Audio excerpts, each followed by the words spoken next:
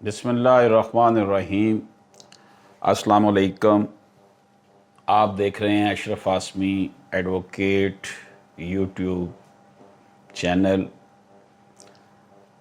हमारी ये जो गुफ्तगू है आज वो मॉर्टगेज के हवाले से या गिरवी के हवाले से है। जो गिरवी रखते हैं लोग चीज़ें,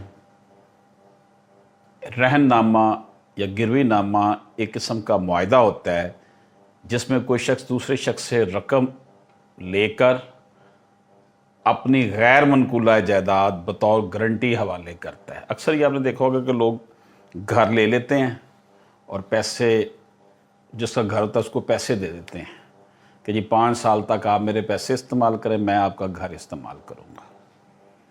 तो ये बड़ी आम किस्म है। तो वो ये बतौर गारंटी जायदाद उसके पास होती है, प्रॉपर्टी होती है, घर होता है, कोई चीज़ भी हो सकती है। इसमें होता यूँ है कि अगर मुआहदे में कोई फरीक शराइत पूरी नहीं कर रहा या रकम वापसी के वक़्त जायदाद वापस नहीं करता या कर्ज़ की मियाद पूरी होने पर कर्ज़ वापस नहीं करता, तो ऐसी सूरत में अदालत से रजू करने की मियाद 12 साल है।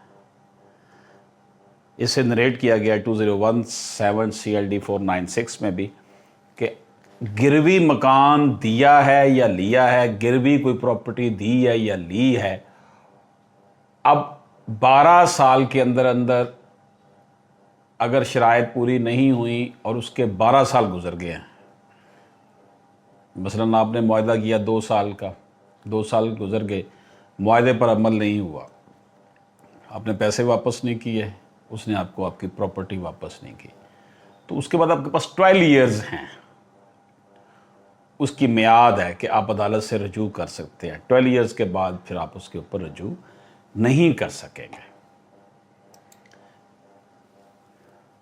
इसी तरह एक बात और ज़हन में रखनी चाहिए कि इसे 2021 CLC 68 में नरेट किया गया है कि अगर कोई शख्स गिरवी पर, रहन पर कोई जायदाद हासिल करे तो वो मलकियत का हक उसे हासिल नहीं हो जाता।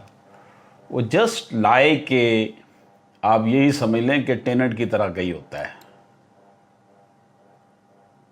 सिर्फ वो रकम उस वक़्त तक अपने पास, जायदाद उस वक़्त तक अपने पास रख सकता है जब तक कि उसकी रकम उसे वापस ना मिल जाए।